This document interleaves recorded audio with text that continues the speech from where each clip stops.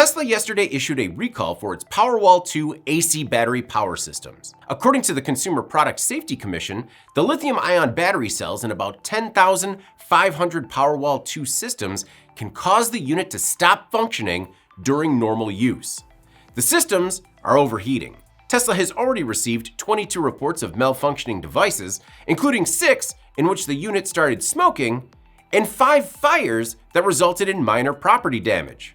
As of press time, no injuries have been reported. The Powerwalls were sold from November 2020 through December 2022. Consumers are asked to make sure that their Powerwall 2 system is online and check the Tesla app for a notification about whether their unit is included in the recall. Tesla has remotely discharged affected Powerwall 2 systems that are online in order to prevent overheating until the replacement is installed.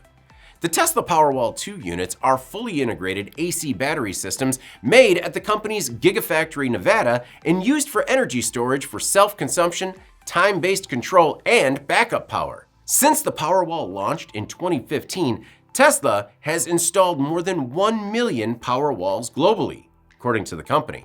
Tesla recently phased out new sales of the Powerwall 2 to focus on the Powerwall 3, which was introduced back in September 2023 in retails for up to $15,400. I'm David Manti. This is Manufacturing Now.